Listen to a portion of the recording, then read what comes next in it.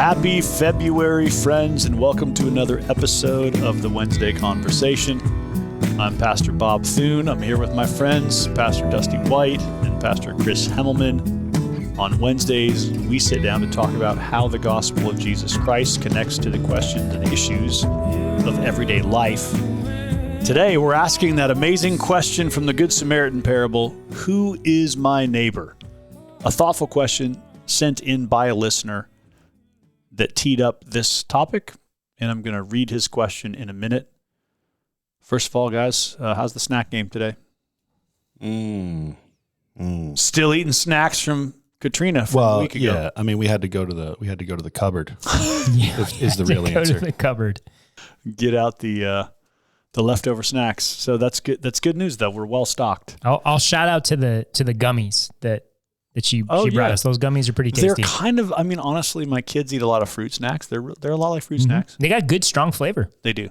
They're a strong grape flavor. What are they called, Dusty? They are called Soft O Jelly. Soft O Jelly. I don't know what. Don't worry, they're natural. I don't know where they're from. Natural.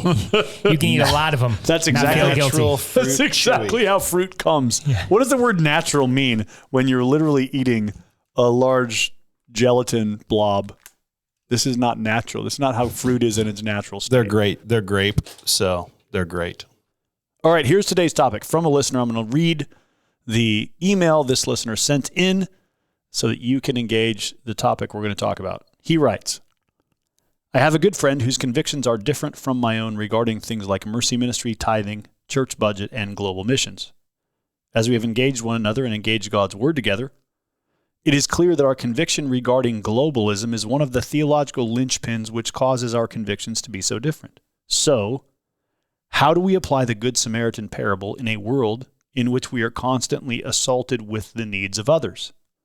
I can't listen to a podcast, read the newspaper, or even check out at the supermarket without being faced with the needs of suffering human beings made in God's image, many of whom are on the other side of the globe. Am I being the priest or Levite when I choose not to round up my grocery bill? Where do we draw the line to land the plane of the Good Samaritan parable in a world that is ever more dominated by globalism? Additionally, as we seek to serve those in need, should we prioritize the city in which we reside? The Good Samaritan seemingly runs across the man in need in the flow of his everyday life. Or should we seek to give globally because my efforts and money may be expended more efficiently? Is there any biblical guidance here, or is it a matter of conscience? I think that's a really good question. Mm-hmm. And obviously this comes out of the episode we did a few episodes ago on mercy ministry. We talked about a similar question. And so I think this is just a sort of taking that a little deeper. Chris, who is my neighbor? The person closest to you. Wow. Wow. Good answer. Go on. Simply put. So you agree with this listener's conviction, not with his friend's. His friend would say, like, you should give to wherever the greatest need is. Not that you can't. I mean, certainly there is good in giving to those in need in faraway places, but I don't believe we have the same moral obligation to those far from us as we do for those in front of us. Oh, I like that. So you that's just a good said, line. yeah, you just said we don't have the same moral obligations. So you're not saying it's just a matter of conscience, just do what you think. You're saying, no, there's actually a moral consideration. Yeah, absolutely. Go for absolutely. it. Build it out for us. So if you look at the principle of the Good Samaritan, I mean, there is some cultural, religious, ethnic tensions that Jesus is confronting. But the reality of that story is the guy was right in front of him. And the question of who is my neighbor, you're not asking necessarily, they weren't necessarily asking distance so much as personal relationship and ethnic issues and religious differences, but the question was about the people in front of me, the people that I'm supposed to be loving. So if you look at the examples of generosity even in Scripture, so think of 2 Corinthians, where Paul is taking up a collection for the church in Jerusalem, there's poverty, and he's calling the churches to give. Now those churches are at a distance relationally, but, and here's I think is an important thing that gets overlooked, is Paul is drawing on not only just the gospel, the generosity of the gospel, but there's a sense these are my brothers and sisters. There is a spiritual relationship there, and so that does create a sense of proximity. There's kind of a moral order that Paul is operating under. So I would make the argument biblically that Scripture does give a hierarchy so to speak, of moral obligation. And I think we need to wrestle through that. What's the hierarchy of moral obligation? I would say family, friends, church, like people that you're in close relationship with, in the sense of you know them well. And so because of that, you have more commitment in that relationship. A man who doesn't provide for his family is worse than an unbeliever. So there is a direct obligation to those that you are fully committed to and God has called you to take responsibility for. So that family, close friends, people in your church, your brothers and sisters in Christ, we're to do good, especially to those of the household of faith. So again, that's a closeness of relationship that has been built both proximity and spiritually. And then it just sort of moves out further and further and further. All right, let me add a little bit of biblical data to what you just said, because I was recently doing some writing on the office of deacon, and I think 1 Timothy 5 is actually really helpful here. Mm-hmm. It's what you sort of just alluded to, Chris. Paul, writing to Timothy, says, "Honor widows who are truly widows, but if a widow has children or grandchildren, let them first learn to show godliness to their own household and to make some return to their parents, for this is pleasing in the sight of God." Yeah. So what Paul is saying there is, hey, Timothy, you got a widow in the church and she has kids or grandkids, make her kids or grandkids take care of her needs, because that's their first responsibility. So there's a family relationship there. Then he goes on to say, she who is truly a widow, left all alone, has set her hope on God. And he goes on to say, so let a widow be enrolled if she's not less than 60 years of age, having been the wife of one husband. He gives a bunch of criteria here. And so he's saying there is a list of widows the church needs to take care of, but there are some criteria for determining who are those. And it's basically the widows who don't have family members who are Christians who will fulfill their obligations to them. And he says at the end of that, if any believing woman has relatives who are widows, let her care for them. Let the church not be burdened, so that it may care for those who are truly widows. So I do think here we see your principle that you just mentioned of, like, you know, the closest obligation we have are to family, to those we are responsible for, and then slightly out from there to those within our local church who have needs. And it seems like Paul is telling Timothy, yeah, that's how it should work. And then, you know, then when I come and take up a collection for the poor in Jerusalem, also give to that. But the assumption is we're already taking care of the widows locally. Yeah. And the contribution for Jerusalem is sort of above and beyond. Yeah. And you referenced the office of deacon. You look in Acts chapter 6, what was the issue that arose that they needed to appoint deacons? It was meeting needs in the church. Yeah. So not that they didn't meet needs out in the community, but the primary consideration, the primary concern were those widows within the church that needed to be cared for. So even when the elders and the apostles were setting up the diaconate, they were working with this sort of hierarchical structure there. I like that you're spelling all of that out, because when we have a tragedy or we have a crisis or something happens to somebody in our church, the gospel community will tell us, hey, the church needs to be doing something here. The church needs to be stepping in. And then my answer always back is, well, yes, we definitely should. Starting probably with the gospel community, but then let's look at the family around that. And in certain cases, they're strong Christian family and they do their work and they do all the heavy lifting.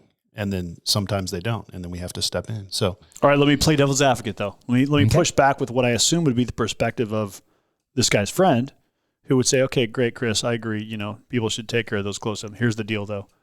There are 0 people at First City Church who are dying of malnutrition. There are 0 people who don't have who don't have clean water or basic sanitation. So if I compare the life-threatening needs of any poor person within the reach of First City Church versus someplace in the world where those needs are very present, why would I not, out of honor to Jesus, want to help the person who simply doesn't even have clean water, and for $1,000 we can dig them a water well and like make their life way better? Yeah. Why would we not do that first? First. Or at all. I mean, I think you. No, I don't think there's anybody who would say we shouldn't do that at all. Yeah, but I'm talking about the order of priority here, because you were talking about sort of there's a moral sort of hierarchy. I'm saying, why is the top of the moral hierarchy not the person halfway around the world who needs basic existence? Yeah. So, yeah, it's funny to try to answer this question without coming across as like careless or callous, or like you don't care about these people. So there's a sense of, yeah, absolutely, that is a tragedy that should be addressed. So let me use the analogy of marriage in some sense. Like, I am married to my wife, Mindy, and I have made a commitment to her. I am in relationship with her to a deeper degree, and the expectations are greater there, to, someone that lives across town, just, even in nearer proximity, that is hurting. So I think just by the principle of commitment, of relational commitment and relational depth, the obligation raises. So if we're talking about this kind of an abstract sort of moral principles, I want to lean into this idea of relational commitment, relational depth that obligates me to those people first and foremost, more so than it does to. And so we're not. I guess maybe this is the way as I'm talking here. So here's what I think I'm saying, and I may revise my statement as we're talking, but I think we start with a foundation of relationship and commitment before we even talk about need. Now, with needs, yes, we step into needs, but that's not the first step. I'm saying the first step in this question is always relationship. Yeah. Why does Paul make the statements that he makes? Why can he draw those categories? He's not starting from the place of need. He's starting from the place of commitment and relationship. Why do widows go to their family? Because children honor their parents. That's a relational starting point. So I think that's where I would make the argument and go from there. There's locality, there's relational proximity versus need. So like to build that out, if I'm concerned about a need and I'm like all in on my need, to use Bob's thing, like I'm building wells in India and I'm building one well at a time and you're suffering and I know you and Mindy are, down and out. Yeah. But it doesn't really matter because these wells in India are more important. That there's an issue of conscience there. Yeah. Right? There's a relation, something's off is what I hear. Yeah. And it sounds, I understand when I'm talking about this, that it sounds as if I'm callous to a need. And I'm saying I would be callous to needs, or that needs don't provoke things, but they provoke things as we are in relationship. And so that's why if two people have an equal need and I'm closer to one than the other, why is my moral obligation to this person? It's because of the relational commitment that's there. So we're starting from a place of relationship. And I think this conversation, for various reasons, often we start with our moral sort of reasoning from need. So this is, as I'm teasing out this argument in our conversation, I think that's what I'm trying to press. I actually think there are two broader theological categories that back up your argument. One is, so you use the language of relationship, and I think in the Old Testament that's the language of covenant. Yeah. Right. Yeah, and so if you look at how God legislates the Mosaic covenant, the primary responsibility for the people of Israel was, why can't you lend money to an Israelite and charge interest? Because that's exploiting your brother. It's usury. And so God says you can't do that, but you can do it toward foreigners. Like, you're allowed to make money. It's just you can't have a relationship with a fellow Israelite that disadvantages them and places them in need. Or why do you have the law of Jubilee, where it's like the land has to go back to the families of origin every 49 years? Because God's trying to protect that the way he set things up were to ensure that no one in Israel would be destitute. Mm-hmm. And so there's a primary covenantal responsibility to those in Israel. That same obligation does not extend to the Moabites or to the Philistines, as you see when you read the Old Testament. So I think the principle of covenantal relationship is a starting point. The second biblical category that I think connects here is the sovereignty of God. And so you would say it, the way you described it, Chris, was, relationship comes first, then need. I might just say it this way. We are responsible primarily to the place in the world where God has put us. Mm-hmm. Where he has put us is up to his sovereignty. Mm. Yes, I live in a first world country with a decent amount of affluence compared to the rest of the world. That's the sovereignty of God that has placed me there. Does that mean I don't have responsibility to the rest of the world? No, it doesn't. But it means my primary responsibility has to do with where God has put me. And so my primary starting point is, I think the Good Samaritan parable is a good example of, yes, he came across this person in the course of his ordinary life. Yeah. God didn't pick him up and set him down somewhere, around the globe and have him run into this guy. The story is, he was out for a walk. He came across this guy who had been beaten, and he tended to his needs. And what makes the story provocative is, and he was a Samaritan. Yeah. And so, but the assumption is there's the sovereignty of God matters for where we are in the world and what our responsibilities are in that place. Now, where I think there's an interesting biblical question is, how does the family of God connect that? So I would say, now that we're a part of the people of God, I do have an obligation to other Christians. Yeah. And so if, to use your example of Paul coming to the church in Macedonia and taking up a collection for Jerusalem, I have an obligation to the church in India or the church in China or the church in, Sudan. Yep. And so if I know of a need among my brothers and sisters there that I have both the opportunity and the resources to meet, it does seem like there's an obligation there. What would you say to that? I think you're 100% spot on, because you're emphasizing again this, how is relationship built, covenantal community built? How is there a sense of more commitment? And that comes through the church, comes through those relationships. So again, we're not arguing the exclusivity of close relationships and close proximity, but we're saying this is where we start, and this is where the weight of the moral obligation, it's weighted more in those directions. And then as we move further out, I think there's much more room for conscience or for particular preference for helping other ministries or helping other things around the world. But I don't think we all have to carry those burdens equally.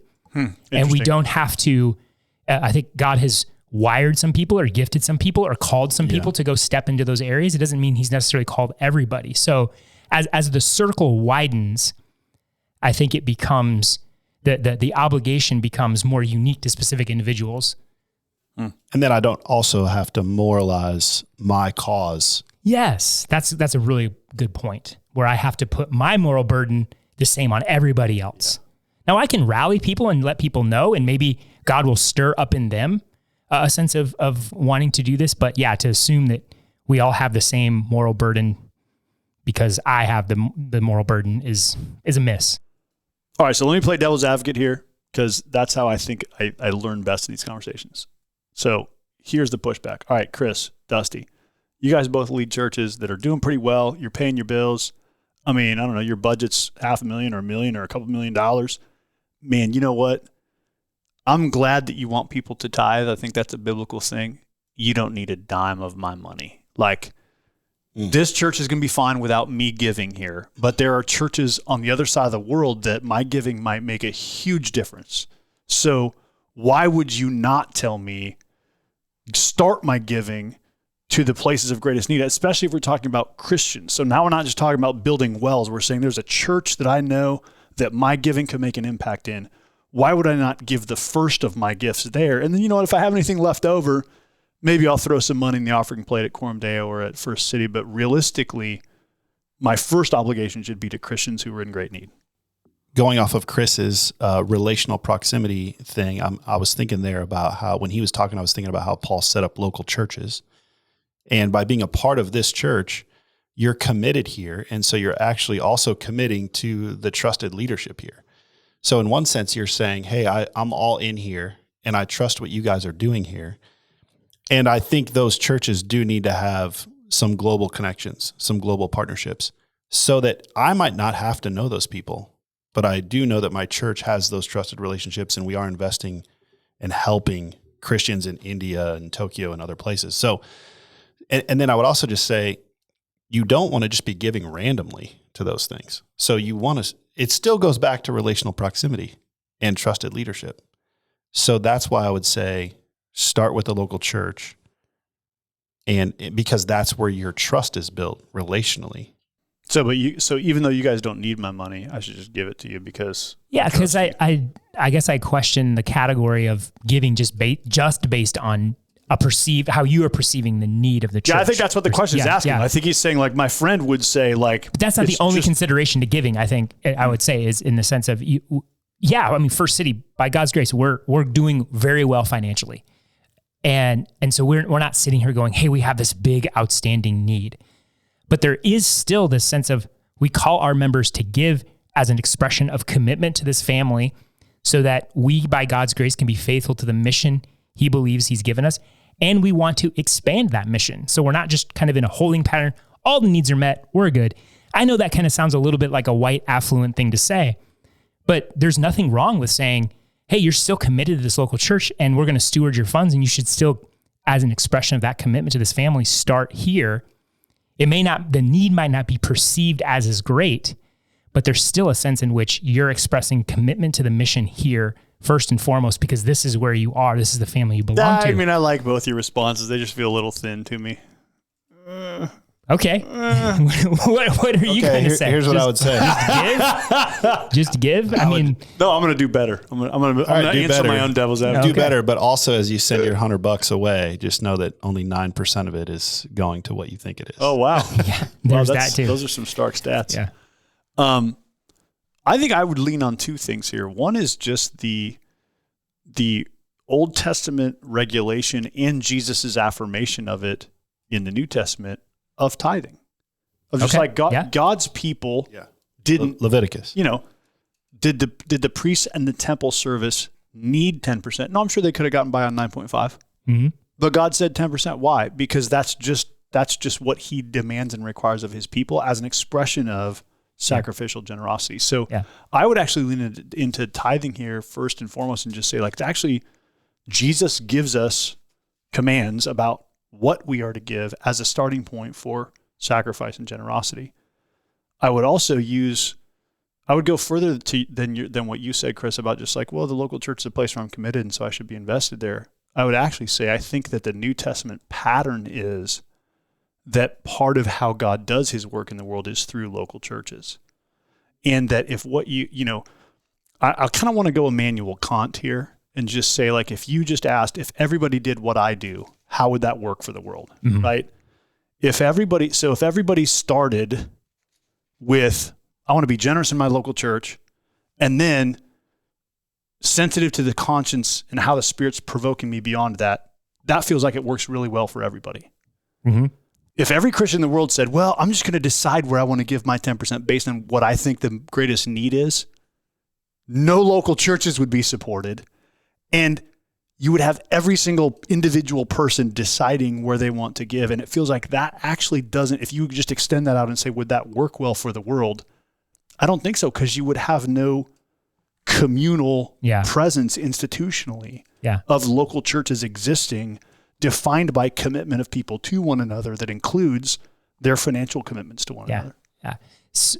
So in some ways, what you're saying is the force multiplier of commitment to a local church and God using the local church. I mean, that is an important consideration that we're... Yes. And also, if I go back to the biblical category of Paul coming and taking up a collection for the church in Jerusalem, he's not going house to house and asking individuals. Yeah. He's going to church and asking churches. Like the church is being generous, not this individual dude and this woman over here. And, he's not just like sending out a fundraising letter. Yeah. So in some ways, even individuals giving to that, they're giving through the body. Yeah. And so there's a sense in which I'm part of something bigger, not just my own individual. Exactly. My own individual desire there. And there's order. There's order. There's order. Yeah. There's another thing I want to say here, which is, this is one of those places where I could disagree with myself a week from now. But this listener asked the question of like, hey, as you think about the Good Samaritan parable, I have this sense that we should first seek to prioritize where we are. But my friend's conviction is we should, give globally to the place where dollars can be used most efficiently. I think that's a very modernistic evaluation. In other words, to give based on where my dollars are used most efficiently is a very bureaucratic, productivity-oriented metric for giving. Mm-hmm. I don't know how that metric would apply to the woman who poured all of her oil on Jesus's feet. Wow. Yeah. Like Judas's concern was like, we could have given that to the poor, like that could have fed a lot of poor people. And Jesus is saying, well, she's anointing me for my burial. I just don't know that the category of how can we make the most impact with every penny is the category the Bible encourages us to use.